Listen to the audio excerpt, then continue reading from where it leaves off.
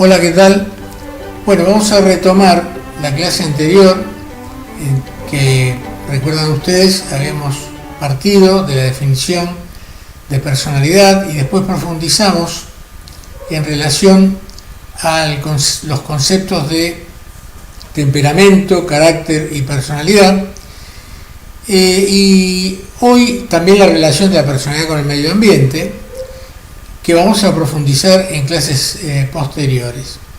Pero hoy vamos a ver un concepto que es un concepto central dentro de la teoría de la personalidad y que evidentemente hace a esa definición que ustedes ya conocen, y es el concepto de rasgo de personalidad.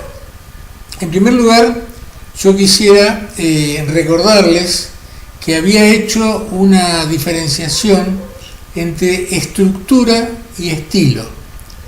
La estructura de la personalidad nos habla, nos recuerda o nos remite a la construcción misma a partir del factor biológico y el factor ambiental. Ustedes recuerdan que teníamos el temperamento, después ese temperamento, una vez que era heredo constitucional, ¿no? Venía de lo congénito y venía de lo hereditario, de las generaciones hereditarias y el encuentro entre el padre y la madre, que sería lo congénito. Eso daba un punto de inicio que podríamos llamar justamente el punto de inicio temperamental. Con el impacto de el niño recién nacido con el medio ambiente, se va construyendo lo caracterológico. Y luego, lo temperamental y lo caracterológico, con el desarrollo, va construyendo el yo y nos va dando los perfiles de personalidad a partir de la pubertad y la adolescencia. Muy bien. Ahora bien, esa estructura misma construida a lo largo de los primeros años, ya lleva en sí misma el componente estructural. ¿Esto qué quiere decir? Podemos diferenciar una estructura que podríamos llamar normal, o una estructura saludable. Podríamos ver una disfuncionalidad en esa estructura que llamaríamos neurótica, por ejemplo. Podríamos ver una disfuncionalidad más compleja, que podríamos llamar una disfuncionalidad psicótica. Ahí ya hay otros elementos que no podemos ahora desarrollar, son elementos más de índole biológico que interactúa con el contexto, etc. O una estructura psicopática, por ejemplo, perverso psicopática, etc. Es decir, sin meternos en Honduras en todo lo que sería el territorio psicopatológico, diríamos, la estructura es aquello que diferencia de base lo que podríamos llamar una personalidad normal, y recuerden que la normalidad es un concepto estadístico, pero nosotros justamente lo asimilamos a lo saludable. Esto no quiere decir que todo lo normal sea saludable, porque la norma estadística podría mostrarnos una enorme población, digamos, dentro de la norma, que sin embargo sus comportamientos no son saludables. Pero en este caso vamos a asimilar que lo normal, es decir, la media estadística, coincidiría con un comportamiento aceptable o saludable. Entonces decimos que la estructura lo que nos está mostrando es si esa personalidad es una personalidad normal / saludable o es una personalidad disnormal, anormal / no saludable. Dentro de eso aparecerían los factores patológicos o los comportamientos patológicos. Dicho esto, pasemos ahora al estilo. El estilo es la manera de mostrarse de la estructura. Es decir, es la interfase, en términos informáticos, la interfase de la estructura. ¿Esto qué quiere decir? Es el envoltorio, es lo que yo veo. Entonces, de pronto, un estilo extrovertido, hacia afuera, expansivo, es hasta ese momento algo observable, que tiene objetivos, tiene fines, tiene una interacción que busca determinados resultados, que son conscientes o inconscientes, no importa, pero detrás de ese estilo puede haber una personalidad normal o una personalidad disnormal. Entonces, un estilo expansivo puede ser producto de una personalidad psicopática o una personalidad borderline, en equilibrio, digamos, entre lo normal y lo patológico, o una personalidad psicótica, etc. Los estilos, entonces, lo que nos están mostrando es la manera observable de comunicarse con el exterior y con el interior mismo del sujeto. Recuerden siempre que hay una parte de la personalidad que se comunica con el exterior y una parte de la personalidad que se comunica consigo mismo, por llamarlo de alguna manera. Ahora bien, los rasgos justamente son los estilos condensados en una matriz, por así decirlo. Es decir, el estilo de comportamiento, por ejemplo, extrovertido, implica una cantidad de comportamientos y de conductas que todos tienen en común, se diferencian en cuanto a ciertas características del momento, pero todos tienen en común una cosa, que es, en este caso, lo que los unifica, y es la tendencia a, en el caso de un estilo extrovertido, a conectarse rápidamente con el exterior, con el interlocutor, con el otro. Es decir, el estilo extrovertido va hacia el otro, el introvertido justamente tiende a retirarse. Ese estilo global está compuesto por una cantidad de comportamientos que pueden ser sintetizados en un rasgo, es decir, yo voy tomando una serie de comportamientos y busco el factor común, el común denominador, y digo, una vez que unifiqué esos comportamientos, digo, todos estos comportamientos responden a este rasgo, Por ejemplo, podría ser la impulsividad. La impulsividad podría ser un rasgo. Dentro de ese rasgo de impulsividad meto una serie de comportamientos que remiten a la impulsividad, de conductas. Voy como fotografiando conductas. Una vez que yo tengo una cantidad, digamos, muy grande de fotografías de momentos de la conducta, voy seleccionando, digo, esto se parece a esto, esto se parece a esto, y esta otra conducta se parece a esta otra conducta. Las junto, las voy agrupando, digamos, por características, y digo, todas estas conductas tienen en común que son impulsivas. Todas estas conductas tienen otra característica en común. Muy bien. Y entonces junto todas esas características en común, por ejemplo, las voy cada vez más condensando y le voy a dar un nombre. Y digo, este es un rasgo que reúne a todos estos comportamientos. Y este es otro rasgo y este es otro rasgo. Esta es básicamente, en palabras muy sintéticas y sencillas, la esencia del tema de los rasgos. Bien, vamos a dar algunas definiciones. Las teorías de los rasgos nos van a ir llevando a un concepto que es el concepto de factor. El concepto de factor. Por eso se conocen como teorías también factoriales. Podemos decir, por ejemplo, que un rasgo puede definirse como una forma específica de comportamiento, una característica relativamente estable que describe a una persona como, por ejemplo, valiente, mentirosa, deshonesta, tímida, etc.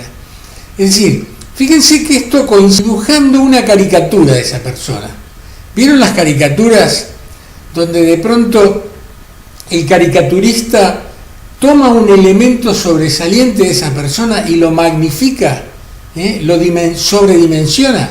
supongamos que esa persona tuviera una nariz, digamos, que resalta dentro de su rostro, que es ostensible frente a la mirada, pero entonces ¿yo qué hago? La sobredimensiono, le hago esa misma nariz, esa misma forma, pero enormemente grande, que no coincide realmente con una foto, pero lo que me está diciendo, me está dando un rasgo que es un rasgo, digamos, propio de esa persona, y yo lo reconozco inmediatamente. Eso es un poco, el rasgo es como una caricatura de alguna manera. Entonces, por ejemplo, cuando en el lenguaje cotidiano decimos, por ejemplo, ¿lo conoces a fulano de tal? Ah, sí, el muchacho ese que el otro día vos me presentaste. Sí. Ah, vos sabés que estuve hablando con él. ¿Qué tipo macanudo? Uso una palabra un poco antigua. ¿Qué tipo cordial? Vamos a hacerlo más académico. ¿Qué tipo cordial? Ahora, ¿por qué digo qué tipo cordial? ¿A qué me refiero? ¿A una sola cosa? No, me refiero a que estuve conversando un tiempo con él y me impresionó que en los distintos temas que abordamos, en la manera de ser, en la manera de preguntar, en la manera de escuchar, me pareció que todos esos comportamientos remitían a una actitud, y esa actitud es que yo definí como cordialidad. Eso es fundamentalmente el rasgo predominante. Entonces, el rasgo es una forma estable, es decir, pensé como estable que el estilo de la personalidad se repite, se reitera, es un patrón y ayuda a los que estudian la teoría de los rasgos de la personalidad a hacer predicciones sobre nuestra conducta y la de los demás. Muy bien. Entonces, de lo que hemos entonces dado en llamar teoría de los rasgos, esto nos va a remitir a las llamadas teorías factoriales. Dicho esto, entonces, para ir terminando esta segunda parte de la clase de hoy, vamos a ver otro video también relacionado con esto que estoy comentando, con estas teorías, más bien ilustrativo, y bueno. La teoría de los rasgos es un modelo explicativo del comportamiento humano que supone la existencia de características estables en la estructura de la personalidad de los individuos. Desde este punto de vista, la personalidad está formada por una jerarquía de rasgos estables y consistentes que determinan, explican y hasta cierto punto permiten predecir el comportamiento individual, en la medida en que guían la forma en que cada individuo piensa e interpreta la realidad. Antecedentes. El modelo hunde sus raíces en una larga tradición de investigaciones sobre la personalidad, pudiendo encontrarse una serie de hitos que contribuirían significativamente. Así, la teoría de la personalidad bebe de las siguientes fuentes. Primeramente, la teoría de los 4 humores o temperamentos propuesta por Hipócrates y Galeno, que hace referencia a los 4 temperamentos básicos: colérico, flemático, melancólico y sanguíneo. Las aportaciones de Wundt inspiradas en la tradición kantiana al dividir los 4 temperamentos clásicos en una teoría de 2 ejes: intensidad-fuerza y rapidez-velocidad, que se corresponderían con las dimensiones de Eyset de neuroticismo e introversión respectivamente. La interpretación de Iván Pavlov de los temperamentos clásicos en los ejes de fortaleza-debilidad, equilibrio-desequilibrio e impulsividad-lentitud. Los estudios de Carl Gustav Jung, que relacionó la extraversión con los trastornos histéricos y la introversión con los psicasténicos. Principales representantes: Gordon Allport, Raymond Cattell y Hans Eyset. Perspectiva general de la psicología del individuo de Allport. Gordon Allport destacó la singularidad del individuo. Según Allport, intentar describir a las personas en términos de rasgos generales las despoja de su individualidad. Por este motivo, se oponía a las teorías de los rasgos y factores que tienden a reducir las conductas individuales a una serie de rasgos comunes. Propuso estudiar en profundidad el individuo, disciplina que él denominó ciencia morfogénica. Los métodos morfogénicos son aquellos que recopilan datos sobre un único individuo. El enfoque de la teoría de la personalidad de Allport queda expresado en las respuestas a 3 preguntas interrelacionadas. ¿Qué es la personalidad? ¿Qué papel desempeña la motivación consciente en la teoría de la personalidad? ¿Cuáles son las características de las personas psicológicamente equilibradas? ¿Qué es la personalidad? Después de buscar la historia del término, Alport presentó 49 definiciones de la palabra personalidad, después ofreció la definición número 50, que presentó en 1937, la organización dinámica dentro del individuo de los sistemas psicofísicos que determinan su adaptación específica al entorno. La exhaustiva definición de personalidad de Alport sugiere que los seres humanos son tanto un producto como un proceso. Las personas poseen una cierta estructura organizada y al mismo tiempo tienen capacidad para cambiar. Los patrones de organización coexisten en el crecimiento, el orden con la diversificación. ¿Qué papel desempeña la motivación consciente? Los adultos sanos suelen ser conscientes de lo que están haciendo y sus motivos para hacerlo. Esta experiencia me enseñó que la psicología profunda, al margen de todos sus méritos, pueden llegar a ser demasiado profunda y que los psicólogos harían bien en reconocer todos los motivos manifiestos antes de empezar a explorar el inconsciente. ¿Cuáles son las características de una persona equilibrada? Para entender el concepto de personalidad madura de Alport, se requieren varios supuestos generales. Primero, la persona psicológicamente madura se caracteriza por una conducta proactiva, es decir, no solo se reaccionan a estímulos externos, sino que también pueden intervenir sobre su entorno con una actividad innovadora y provocar una reacción en el mismo. Además, las personas maduras tienen más probabilidad de estar motivadas por procesos conscientes. ¿Cuáles son entonces las condiciones específicas para la salud psicológica? La primera es una ampliación del sentido del yo. Las personas maduras buscan continuamente identificarse con y participar en actividades fuera de sí mismos. No son egoístas. Son capaces de involucrarse en problemas y actividades que no se centran exclusivamente en sí mismos. Adquieren un interés altruista y por las actividades de recreo. En segundo lugar, las personas maduras se caracterizan por una relación afectuosa consigo mismo y con los demás. Tienen capacidad para amar a los demás con confianza y compasión. Las personas maduras pueden amar a los demás de manera no posesiva y generosa. Un tercer criterio es la estabilidad emocional o autoaceptación. Los individuos maduros se aceptan a sí mismos tal y como son y poseen lo que Alport denominó equilibrio emocional. En cuarto lugar, las personas psicológicamente sanas también poseen una percepción realista de su entorno. No viven en un mundo de fantasía ni modifican la realidad para adecuarla a sus deseos. El quinto criterio exige perspicacia y humor. Las personas maduras se conocen a sí mismas y por tanto no tienen necesidad de atribuir sus propios errores y debilidades a los demás. El último criterio para la madurez es una filosofía de vida unificadora. Las personas equilibradas tienen una idea clara del objetivo de la vida. Sin esta idea, su percepción quedaría vacía y su sentido del humor sería trivial y cínico. Estructura de la personalidad. Designa sus unidades fundamentales. Para Freud, estas unidades eran los instintos. Para Eichert, eran factores determinados por procedimientos estadísticos. Para Alport, las estructuras más importantes son aquellas que permiten la descripción de las personas, en términos de características individuales, que él denominó rasgos personales.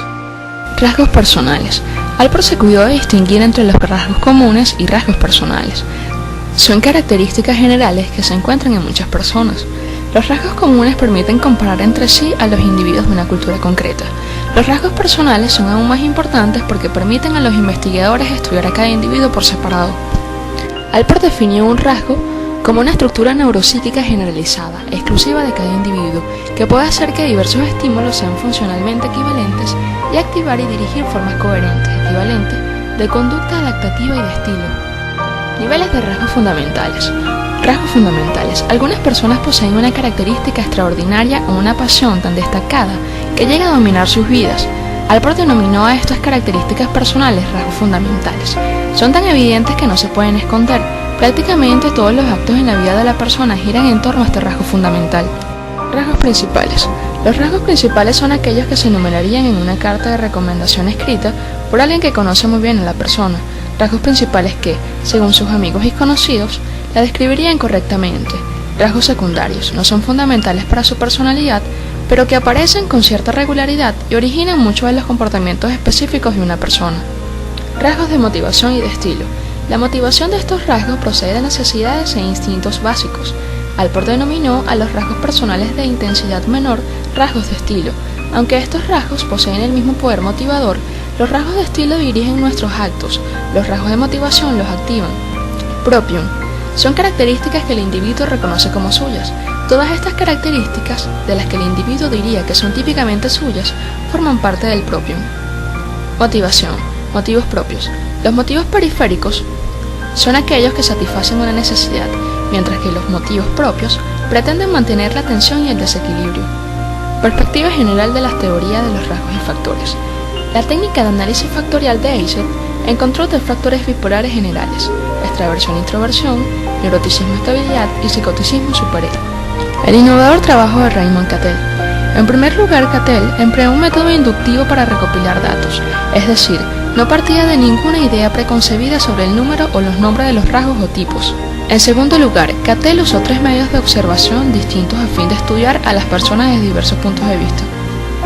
Las 3 fuentes de datos que utilizó fueron el historial de vida de las personas, datos L, derivados de observaciones realizadas por otras personas, informes realizados por la propia persona, datos Q, obtenidos mediante cuestionarios y otras técnicas diseñadas para que la persona hiciera descripciones subjetivas de sí misma, y test objetivos, datos T, que miden capacidades como inteligencia, velocidad de respuesta y otras actividades similares concebidas para poner a prueba el rendimiento de la persona. Cattell dividió los rasgos en rasgos comunes, presentes en muchos individuos, y rasgos singulares, específicos de cada individuo. También distinguió los rasgos fuente de los rasgos superficiales. Además, Cattell clasificó los rasgos en rasgos de temperamento, de motivación y capacidad. Los rasgos de temperamento guardan relación con el modo de comportarse de una persona. La motivación concierne a las causas de su conducta y la capacidad se refiere a la adecuación o rapidez de la misma. En cuarto orden, el enfoque polifacético de Cattell presentó 35 rasgos primarios o rasgos de primer orden, que miden la mayoría de los aspectos de temperamento de la personalidad. De estos factores, 23 caracterizan a la población normal y 12 miden los aspectos patológicos. Los rasgos normales que han sido estudiados más ampliamente son los 16 factores del cuestionario de los 16 factores de la personalidad o 16 PF.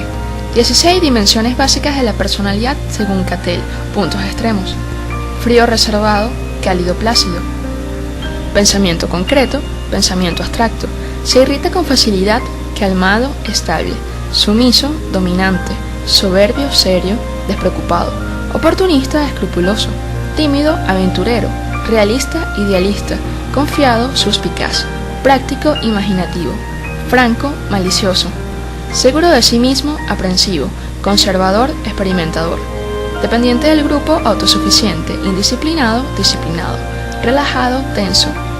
Principios básicos del análisis factorial.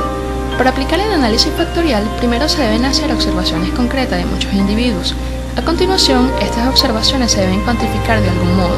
Por ejemplo, la altura se mide en metros, el peso en kilogramos, el rendimiento laboral mediante escalas de evaluación. Supongamos que tenemos 1000 de estas medidas realizadas a 5000 personas. El siguiente paso consiste en determinar cuáles de estos valores, resultados, están relacionados con otros valores y en qué medida. Para hacer esto, calculamos el coeficiente de correlación entre cada valor y cada uno de los demás. 999 resultados. Un coeficiente de correlación es un procedimiento matemático para expresar el grado de correspondencia entre dos series de resultados. Para establecer una correlación entre 1000 valores y los 999 resultados, se precisarían 4500 correlaciones, 1000 multiplicado por 999 y dividido entre 2. Para expresar los resultados de estos cálculos, necesitaríamos una tabla de correlaciones o matriz de datos con 1000 filas y 1000 columnas. Algunas de estas correlaciones serían elevadas y positivas, otras se aproximarían a 0 y otras serían negativas. Con 1000 valores independientes, nuestra tabla de correlaciones sería bastante voluminosa. Entonces, recurrimos al análisis factorial, que nos permite representar un gran número de datos mediante un número inferior de aspectos básicos. Estos aspectos se pueden llamar rasgos, es decir, factores que representan un grupo de valores muy relacionados entre sí. El siguiente paso consiste en determinar la medida en que el resultado de cada individuo influye en los distintos factores. Los rasgos obtenidos mediante el análisis factorial pueden ser unipolares o bipolares. Los rasgos unipolares abarcan desde el 0 hasta un cierto valor. La altura, el peso y la capacidad intelectual son ejemplos de rasgos unipolares. En cambio, los rasgos bipolares abarcan desde un punto hasta el polo opuesto y el valor 0 representa el punto intermedio. Modelo factorial de Eiset. La teoría de la personalidad de Heinz Eiset tiene un importante componente psicométrico y biológico. Criterios para la identificación de factores. En primer lugar, se deben establecer pruebas psicométricas para demostrar la existencia de un factor. Una consecuencia inmediata de este criterio es que el factor debe ser fiable y reproducible. Segundo criterio, el factor debe ser hereditario y correspondiente con un modelo genético establecido. En tercer lugar, el factor debe tener sentido en el marco de la teoría. El último criterio para la existencia de un factor es que debe tener relevancia social. Debe demostrar que los factores obtenidos por métodos matemáticos están en relación con variables socialmente relevantes. Aspectos de la personalidad. Eichert encontró 3 superfactores generales: extraversión, neuroticismo y psicoticismo. La bipolaridad de los factores de Eichert no implica que la mayoría de los individuos se sitúen en un extremo o en el otro, de los 3 polos principales. Cada factor está distribuido de manera unimodal más que bimodal. Existen pruebas psicométricas sólidas para cada uno de ellos, sobre todos los factores E y N. Por otro lado, los 3 aspectos de la personalidad de Eichert tienen sentido en el marco de la teoría de Carl Jung, y otros han admitido la fuerte influencia de la extraversión y la introversión. Eichert demostró en repetidas ocasiones que sus 3 factores están relacionados con cuestiones sociales como el consumo de drogas, la conducta sexual, la prevención del cáncer y enfermedades del corazón y la creatividad. Extraversión. Los extravertidos se caracterizan principalmente por la sociabilidad y el carácter impulsivo, pero también por la jovialidad, la vivacidad, la perspicacia, el optimismo y otros rasgos indicativos de personas que aprecian las relaciones con los demás. Los introvertidos se caracterizan por los rasgos opuestos. Se pueden describir como discretos, pacíficos, formales y contenidos. Las diferencias principales entre la extraversión y la introversión no residen en la conducta, sino más bien de índole biológica y genética. Afirmó que la causa principal de las diferencias entre las personas extravertidas e introvertidas se encuentra en el nivel de activación cortical, un estado fisiológico que es, en gran medida, hereditario y no aprendido. Neuroticismo. Presentó varios estudios que encontraron pruebas de la existencia de una base genética para ciertos rasgos neuróticos como la ansiedad, la histeria y otros trastornos obsesivos-compulsivos. Las personas con altos niveles de neuroticismo tienden a mostrar reacciones emocionales extremas y tienen dificultades para recuperar el estado normal después de la agitación emocional. El neuroticismo, sin embargo, no tiene que ser indicador de neurosis en el sentido convencional del término. Las personas pueden tener altos niveles de neuroticismo y no mostrar ningún síntoma psicológico debilitador. Psicoticismo. En uno de sus extremos está el psicoticismo y en el otro el superego. Las personas con altos valores de P suelen ser egocéntricas, frías, rebeldes, impulsivas, hostiles, agresivas, desconfiadas, psicopáticas y antisociales. Este modelo sugiere que las personas con altos niveles de psicoticismo y sometidas a estrés tienen más probabilidades de sufrir trastornos psicóticos, son genéticamente más vulnerables al estrés. En conjunto, podemos concluir que esta aproximación a la personalidad ha sido valiosa. Intentar comprender cómo es que la gente difiere parece ser una estrategia útil para comprender la unicidad y la consistencia de los aspectos centrales de la conducta humana.